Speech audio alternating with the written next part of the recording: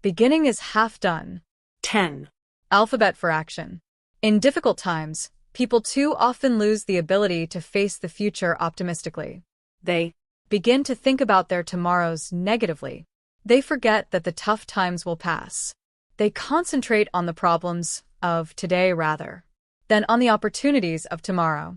In so doing, they not only lose the potential of today, they also throw away the beauty of tomorrow. That's the real tragedy of tough times. Frank Sinatra said it. Dr. Schuller, your messages are medicine to my mind. Somehow, every time I listen, I have the courage to step into tomorrow. I have to give credit where credit is due. I wish I had thought of those words. The courage to step into tomorrow.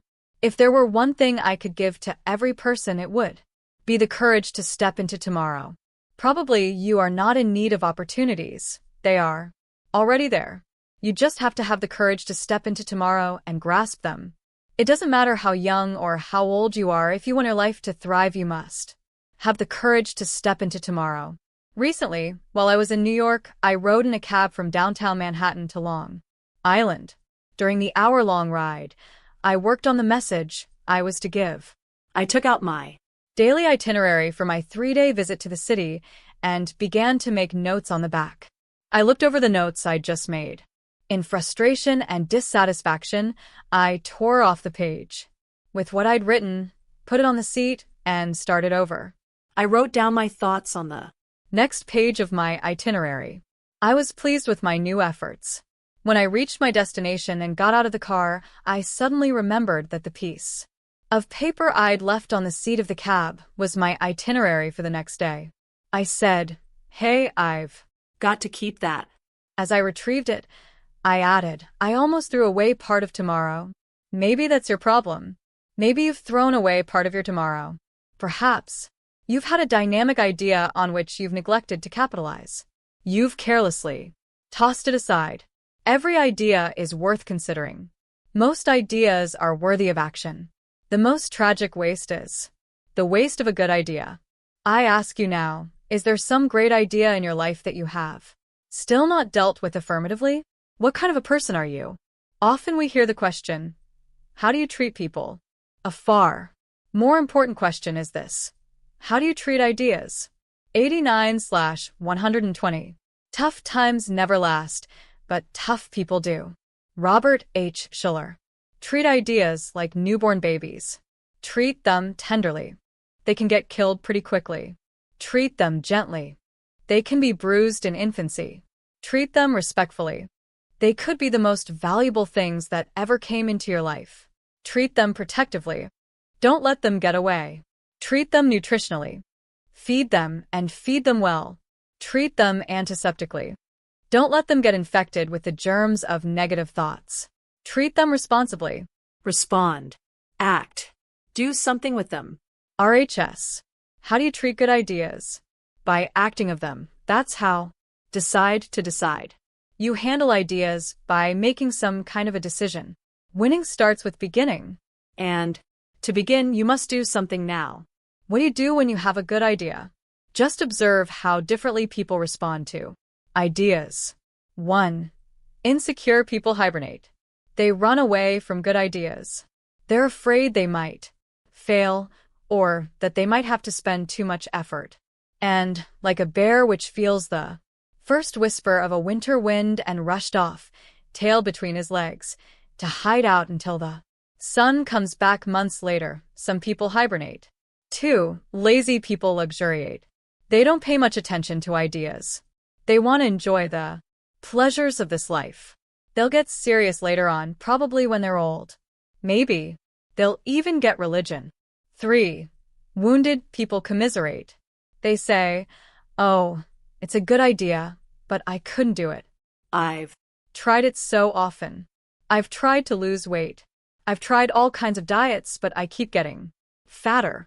Or, "I've tried to quit smoking 20 times in my life, and I've even torn up the package of cigarettes and thrown it in the wastebasket." Or, "I've tried to quit drinking, but I can't." Or, "I've tried to get along with my wife, but we still argue." Don't commiserate. 4. Foolish people procrastinate. They put off acting on their ideas. Later on, when I'm ready, I'll do something about it, they say. I'm not ready yet.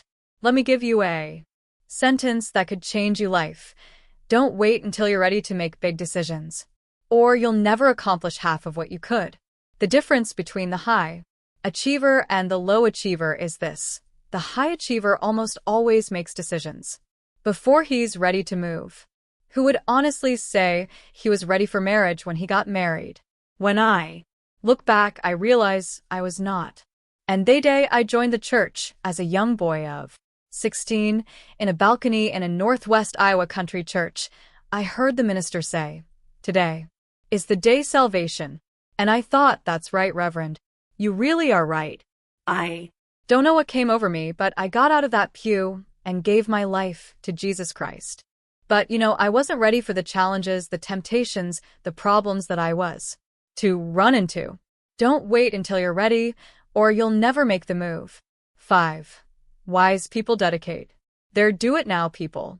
No grass grows under their feet. That's why they don't waste the most precious thing in the world, a good idea. They don't waste a good moment or a good opportunity. How do you handle your good ideas? Don't hibernate. Don't luxuriate. Don't commiserate. Don't procrastinate. Dedicate yourself to that idea that has come from God. And then you can become the person you want to be. How do you dedicate? How do you get started? Let me give you this clue. Don't wait for an inspiration. Use your head and your heart will follow. Don't wait until you feel like it to make the move. If you wait until you feel like it, emotion will run you instead of reason. Many times, two people who rationally know they belong together marry and develop love, where love did not exist. Frequently, I tackled an idea and said, I'm going to do something about it, although I didn't feel like it. When I started writing this book, I did not feel like it. If I had waited until I got inspired, nothing would have happened. A published author will tell you how to write. Simply set a specific time to go to the typewriter and type. And you may not feel like it when you start, but pretty soon the inspiration comes. You may need to go on a diet, but you don't feel like dieting. You're waiting until you feel like it. Don't discipline yourself for one full day, and then for 2 days, and do you know what? After 2 days, you'll feel like it. Use your head, and your heart will follow. I've learned another thing. I can do anything I think I can, but I can't do anything alone. I've taught this, preached it, written it, and tried it, and it's true. I always need someone to support me. Don't try to handle your dreams alone. It won't work. Winning starts with beginning, and beginning starts with a single action. Do something great with a great idea. Whatever it is that you should be doing, a concept for self-improvement, a dream, a goal, or a commitment to Jesus Christ. I want you to do it. Decide that this is going to be the day you're going to do something about it. Life today is nothing more than a collection of results of the choices you have made. And I would now add this sentence. Today's decisions are tomorrow's realities. Plan your future, because you have to live in it. That means that you must be mature enough to change your mind. Show me a person who never changes his mind, and I'll show you a very immature, childish, stubborn person. To really succeed in life, all you have to do is 1. Get started, and 2. Never quit. Those are the only 2 hurdles you need to clear to become the person God wants you to be. Let me call your attention to a powerful Bible verse, for God says, in an acceptable time, I have heard you, / and in the day of salvation I have helped you, / behold, now is the accepted time, behold, now is the day of salvation. 2 Corinthians 6 verse 2. 91/120. Tough times never last, but tough people do. Robert H. Schuller. You didn't think when you got up this morning that his would be the day your life would change, did you? But it's going to happen because the only thing that stands between you and grand success in living are these 2 things, getting started and never quitting. You can solve your biggest problem by getting started, right here and now. Together you and I are going to create an alphabet for action. For each letter of the alphabet, we will assign a possibility thinking verb, Not a noun, not an adjective, but a verb. Verbs are action words, and this is an alphabet for action. For example, here are some verbs that start with A. Attack your problem with courage and your possibility with enthusiasm. Ask the market what needs are undeveloped, the masters how to develop a new product. Your mind and heart what your real motives are, and what price you're willing to pay. Add up your strength. You can see. You can hear. You can read. You can telephone. You are stronger than you think you are. Adjust your mind to the changing times. You'll never begin until you get with it. Accept the irrevocable negative realities. And accept the fact that you can be successful. Somewhere, somehow, someway, anyway. I have a friend, David Wong in Hong Kong, who keeps this slogan on his desk, Hallelujah, anyway. As you move through this alphabet, I want you to think of your own verbs. I will give you one in each case and leave blanks where you can add your own. Earnestly pray that God will give you the right verb. It may or may not be the same verb I suggest. Then take the action that will lead you down the path that He wants you to walk. With God's Holy Spirit leading your life and your mind, you will help write this closing chapter. You and God will join in the final authorship. Then truly this book will be an answer to the prayer, Lord, give me the guidance to know when to hold on and when to let go, and the grace to make the right decision with dignity. Amen. Whatever words you choose, remember this. Pick positive, not negative words. Positive words provoke positive results. Negative words promote negative results. The difference? How can you tell positive words? You can feel them. Yes, you can feel the mood they generate. Positive words inspire positive emotions, humor, courage, optimism, faith, confidence. Whereas negative words stimulate negative emotions, suspicion, fear, distress, anger, doubt, depression, sadness, worry, jealousy. Remember this. The words you choose will change your mood for better or worse. Architects say, the client shapes the structure. From then on, the structure shapes the client, the occupant. Carefully censor the words, and you'll be molding and manipulating creatively and constructively your mental attitude and your personality. You, and only you, will design and shape your personality. Make it great and joyous, for you'll have to live in it. From then on, your personality will shape your destiny. The right words will manage or mangle you. Choose them carefully and positively. A. Affirm. Affirm that you can do it. You can find a job. You can change careers. You can learn to walk again. You can recover and not spend the rest of your life in the hospital. You can make it. You can succeed. But you must first affirm, I deserve to succeed as much as anyone else. Every human being is born with one gift from God, the privilege of deserving to succeed. People aren't higher up the ladder than you are because they are more favored by God than you. You are as good as they are. And if you don't think so, then that's your problem. If so, I hope I can help you with it. You must affirm, I deserve to succeed, and I have the ability to succeed. Everyone has within himself talent, innate ability. It probably needs to be honed, educated, trained, and refined, but it can be done. If you doubt your abilities, I can show you people who have learned to believe in their limited abilities enough to succeed far more than experts say they should. In a school for the severely mentally retarded in Mitchell, South Dakota, I've seen Down syndrome children with an average IQ of 36, writing sentences complete with verbs, nouns, and prepositions. There are vast, undeveloped areas in the most retarded mind. The reason more handicapped persons fail to develop their latent abilities is that other people don't believe they can. I've heard people say, don't waste your time on them. It's a tragic attitude. I'll never forget Gail Bartosh. Her memory will always be an inspiration to me.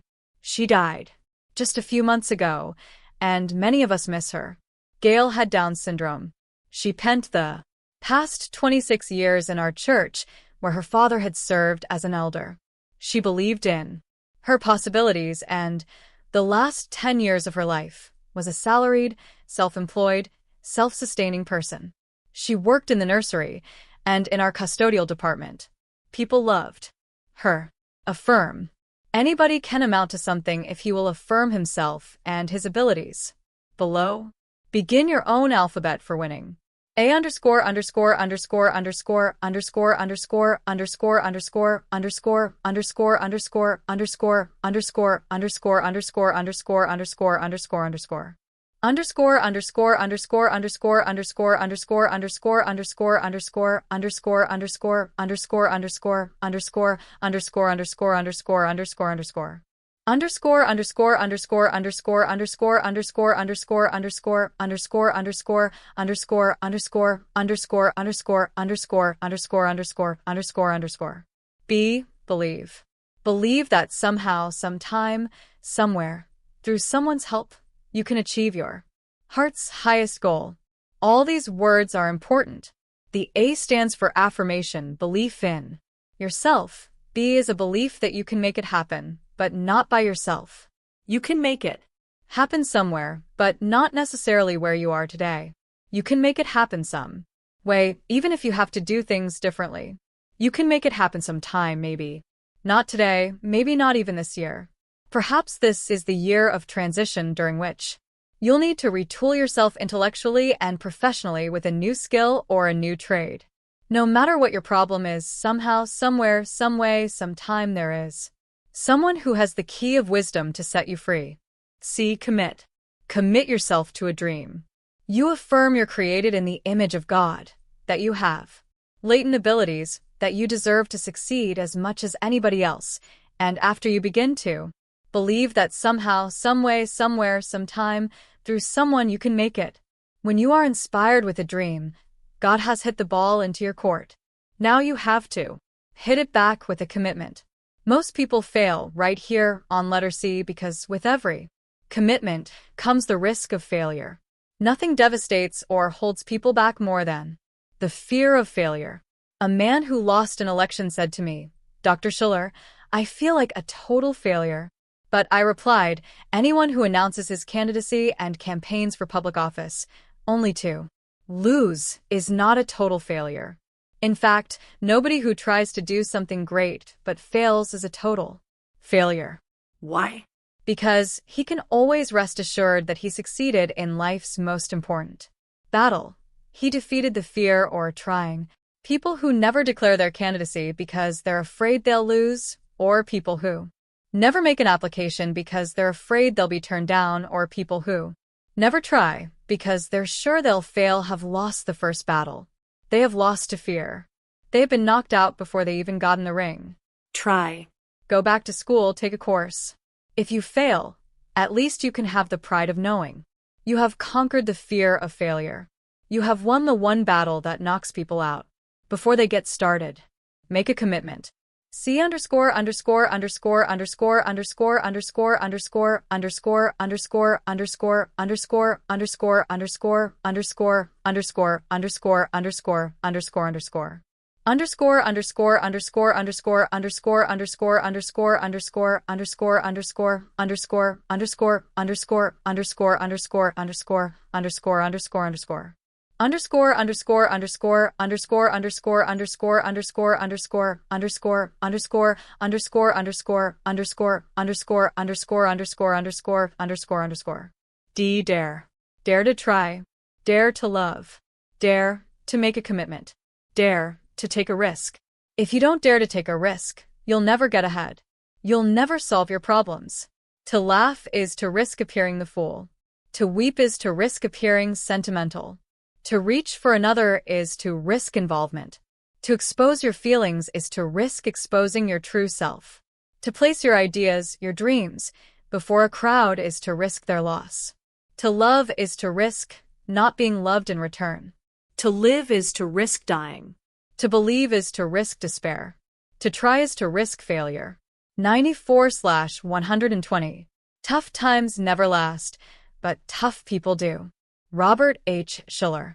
But risks must be taken, because the greatest hazard in life is to risk nothing.